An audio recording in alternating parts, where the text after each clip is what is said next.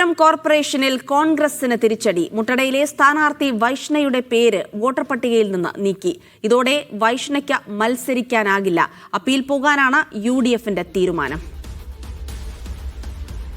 കോൺഗ്രസിന് വലിയ തിരിച്ചടിയാണ് തിരുവനന്തപുരം കോർപ്പറേഷനിൽ ഉണ്ടായിരിക്കുന്നത്. മുട്ടടയിലെ സ്ഥാനാർത്ഥി വൈഷ്ണയ്ക്ക് മത്സരിക്കാൻ കഴിയില്ല എന്നുള്ളതാണ് ഏറ്റവും പുതിയ വാർത്ത.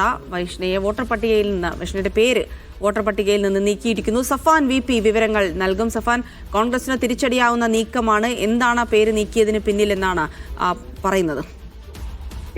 സപ്ലിമെന്ററി ലിസ്റ്റ് പുറത്തു വന്നപ്പോൾ സംസ്ഥാന തെരഞ്ഞെടുപ്പ് കമ്മീഷൻ സപ്ലിമെന്ററി ലിസ്റ്റ് പുറത്തു വന്നപ്പോൾ വൈഷ്ണയുടെ പേര് ഈ ലിസ്റ്റിലില്ല. അതുകൊണ്ട് തന്നെ അവർക്ക് ഈ തെരഞ്ഞെടുപ്പിൽ മത്സരിക്കാൻ കഴിയില്ല.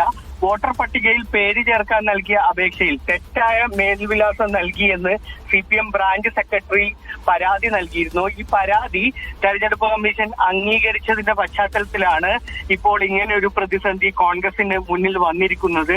മുട്ടടയിലെ കുടുംബ വീടുള്ള വൈഷ്ണ അമ്പലമുക്കിലെ വാടക വീട്ടിലാണ് താമസിക്കുന്നത്.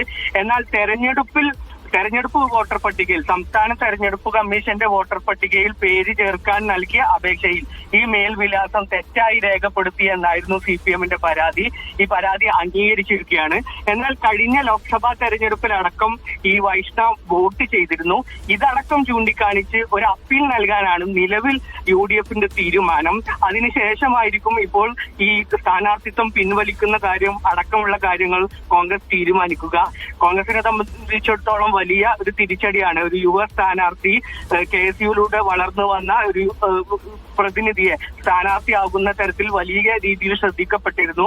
ആ രീതിയിൽ വൈഷ്ണവ് പ്രചരണവും തുടങ്ങിയിരുന്നു. ആ ഘട്ടത്തിലാണ് ഇപ്പോൾ ഇങ്ങനെ ഒരു തിരിച്ചടി വന്നിട്ടുള്ളത്. ഏതായാലും ഇതിന്റെ നിയമ നടപടിയാണ് ഇപ്പോൾ കോൺഗ്രസ് ആലോചിക്കുന്നത്. ഈ വിഷയത്തിൽ അപ്പീൽ പോകാൻ അടക്കമുള്ള സാധ്യതകൾ തേടിയതിനു ശേഷം ഇതിന്റെ സ്ഥാനാർത്ഥിത്വം പിൻവലിക്കുന്നതിനെ കുറിച്ചുള്ള ആലോചനയിലേക്കാണ് കോൺഗ്രസും UDFും കടക്കുന്നത്. ശരി, സഫാൻ.